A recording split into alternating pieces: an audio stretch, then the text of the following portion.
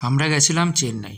সেখান থেকে ফেরার পথে যেহেতু আমরা কোনো ট্রেনের টিকিট পাচ্ছিলাম না, তো আমরা ডিসাইড করি আমরা ফার্স্ট ক্লাসে টিকিট কাটব। ফার্স্ট ক্লাসে যখন আমরা টিকিট কাটি, ফার্স্ট ক্লাসে টিকিট কাটার সাথে সাথে আমাদের টিকিটটা ওয়েটিংয়ে থাকে এবং পরবর্তীতে আমাদের টিকিটটা কনফার্ম হয়। আমরা টিকিট পাই চেন্নাই টু শালিমার করমণ্ডল এক্সপ্রেসে ফার্স্ট ক্লাস কোচে।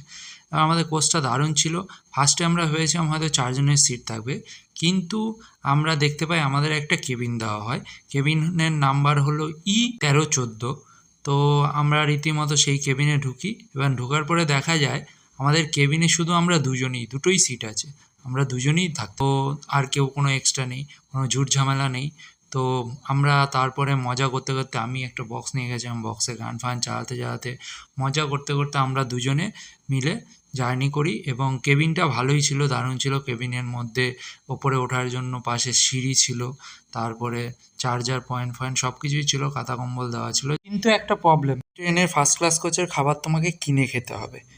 আমি এখন ফার্স্ট ক্লাস সিটের মধ্যে আছি, ফার্স্ট ক্লাসে আছি, ফার্স্ট ক্লাস এসি। এরকম শর্ট ট্রাভেল ব্লগ যদি আরও দেখতে চাও, তাহলে নিচে সাবস্ক্রাইব বাটনটা ক্লিক করে আমার পাশে থাকো।